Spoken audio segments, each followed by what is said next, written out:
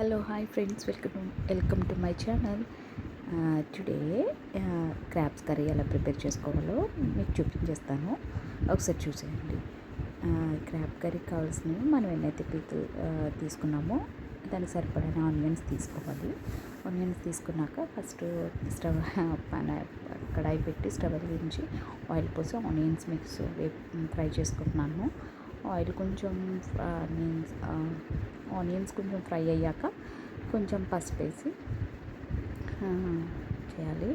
Onions ఏంటంటే ఇక్కడ నేను మిక్సీ చేశాను, అందువల్ల అలా ఉంది. అంటే కొంచెం గ్రేవీగా ఉంటుందని అందులో పచ్చిమిర్చి అండ్ ఆనియన్ పసుపు వేసుకుని వేసుకున్నాక కొంచెం అవి మగ్గాక అయితే టమాటోస్ తీసుకున్నామో టమాటో కూడా వేసుకోండి. టమాటో వేసుకోవడం వల్ల ఏంటంటే గ్రేవీ అనేది ఉంటుంది.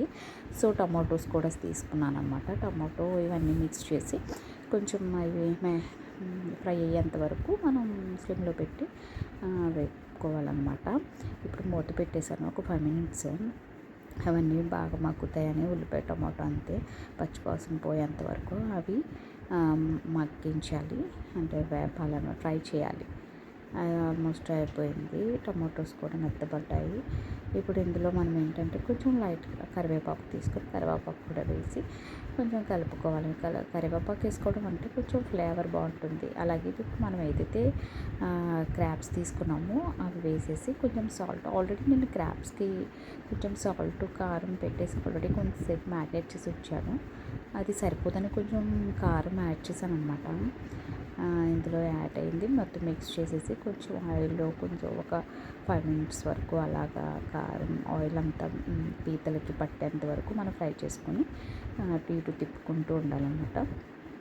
ఇప్పుడు కొంచెం వాటర్ పోసుకొని నేను ముందుగానే కొంచెం అల్లం వెల్లుల్లి పేస్ట్ యాడ్ చేశానండి. ఇప్పుడు కొంచెం వాటర్ తీసుకుని వాటర్ మిక్స్ చేసుకొని కలుపుకొని ఒక 10 minutes పాటు ఉడికించాలి. ఒక స్టవ్ మీద అలా పెట్టేసి అన్నీ కలిపాక మనం ఒకసారి సాల్ట్ ఒకసారి చెక్ చేసుకోవాలన్నమాట. చెక్ చేసుకున్నాను ఆల్రెడీ. ఒక 5 minutes అలాగా కుక్ అయిన తర్వాత ఒకసారి మూత తీసి చూడాలి.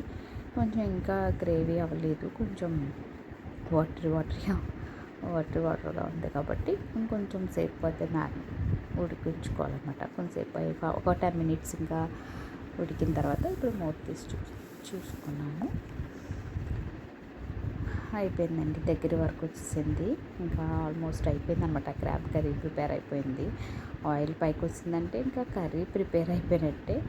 కర్రీ ప్రిపేర్ అయిపోయిందండి. ఇప్పుడు నేను ప్లేట్లోకి తీసేసుకున్నాను. చాలా బాగుంది కదా కర్రీ, టేస్ట్ కూడా చాలా బాగుందండి. ఈజీగానే చేసేసుకోవచ్చు. మీరు కూడా ఒకసారి ప్రిపేర్ చేసేసుకొని ఒకసారి మీరు కూడా తినేయండి. Thank you for watching. మీరు కూడా ప్రిపేర్ చేసి వీడియో నచ్చితే కనుక లైక్ చేసి షేర్ చేయండి. Thank you. బాయ్.